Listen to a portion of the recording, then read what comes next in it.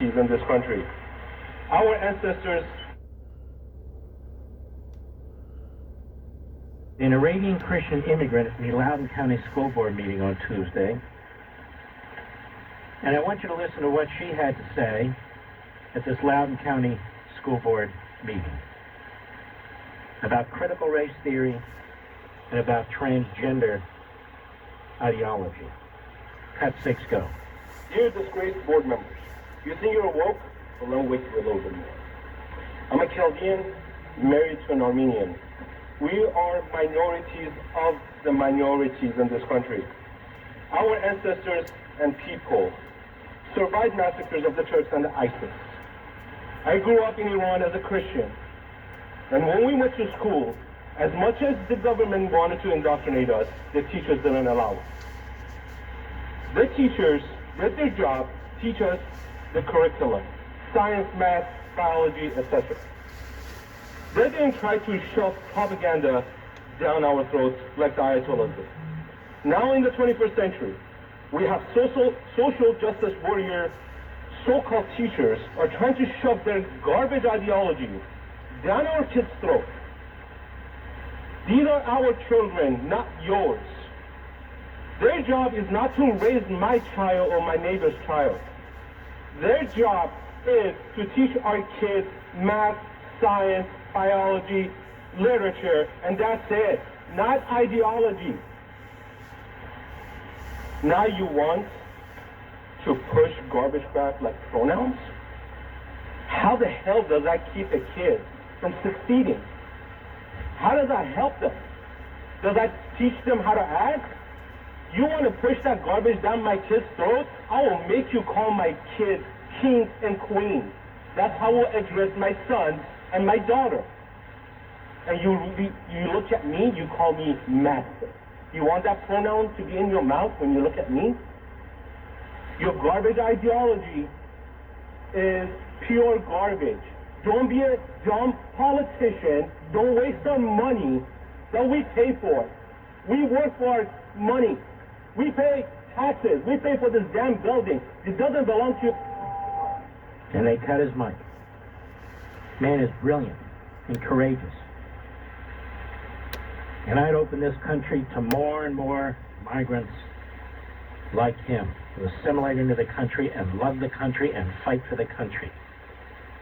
Unlike the phony Americans who sit on that school board. Robin DiAngelo is one of the individuals who's made millions of dollars on pushing what I call this critical racism Marxist theory. And she's a fraud, in my humble opinion. And I'd be more than happy to challenge her to a debate, publicly, here.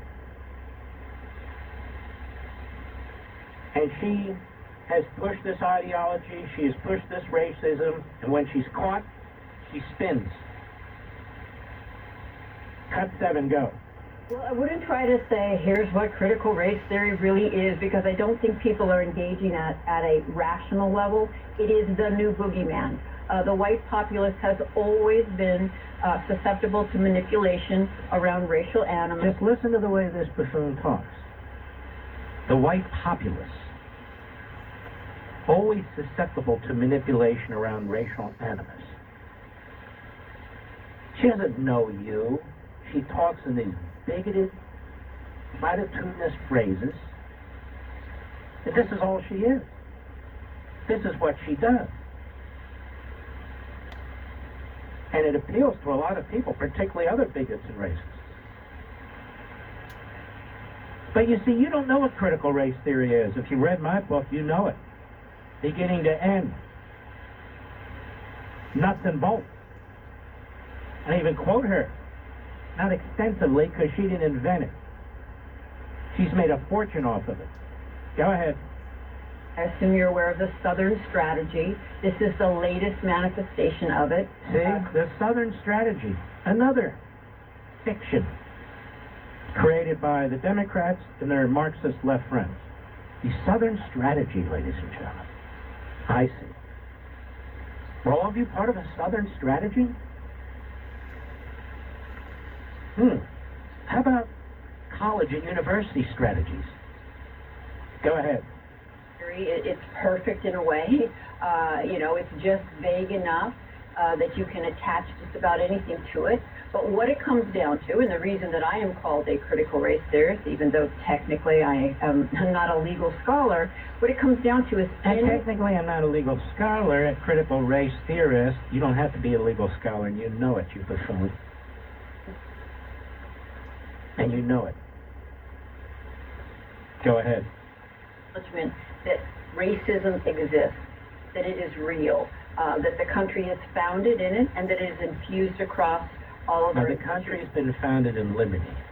The country was founded with the Declaration of Independence. There's not a word of racism in the Declaration of Independence.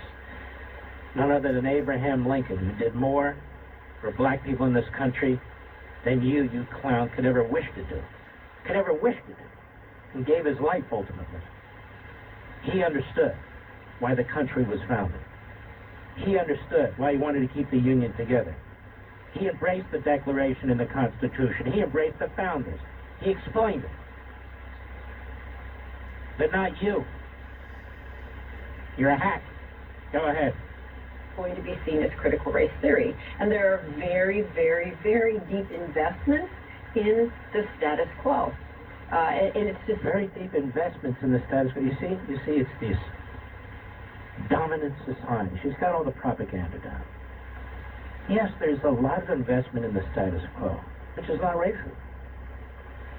Liberty, unalienable rights, nuclear family, faith, capitalism.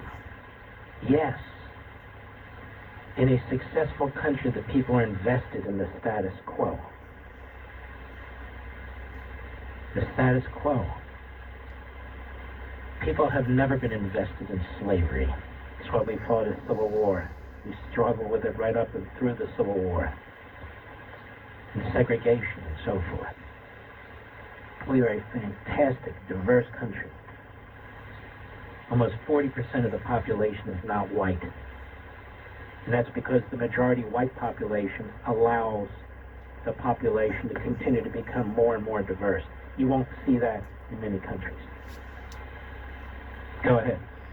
Effective way at getting us not to have the conversations that we need. We don't want conversations with you. You're a dim-witted, buffoonish propagandist, and a radical. And why don't you tell people who interview you on the Black News Channel and elsewhere that you're promoting a Marxist ideology that was invented by a Marxist? Why don't you explain that to them? Why don't you explain that to them?